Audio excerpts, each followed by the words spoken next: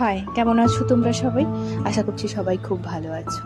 আজকে সকালবেলা উঠে বাবুকে নিয়ে একটু পড়ালাম, পড়িয়ে তারপরে এলাম আমার এই গ্যালারিতে আমার কিছু গাছ আছে। আর প্রত্যেক বছর গাছে না ফুল এতটাই হয় যে আমাকে কিনতে হয় না। এবছর কেন যে কি হয়েছে জানি না, একটাও ফুল হচ্ছে না এই গরমকালে, ফল তো দূরের কথা। আর ওই যে দেখলে আমার কিউটি পাইকে, ও এখনই আমাকে চোঁচ মারতে শিখেছে, জানো তো।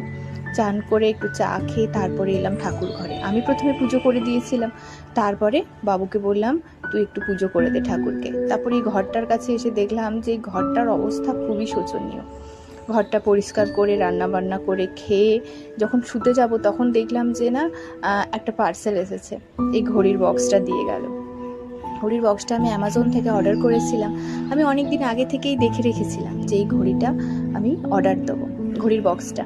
কিন্তু আমাকে অবাক করে দিয়ে দেখলাম যে অভিকে এটা অর্ডার করে দিয়েছে আর ঘড়ির বক্সটা চলেই এসেছে। তারপরে ভাবলাম যে চলে যখন এসেইছে তাহলে ঘড়ির বক্সটাকে সুন্দর করে সাজিয়ে রাখি।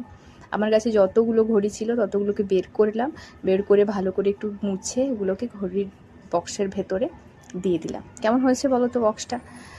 আর একটা ঘড়ি আমি খুঁজে পাচ্ছি না আমার, আর একটা ঘড়ি অভিক পড়ে গেছে, না হলে বক্সটা ভরেই যেত।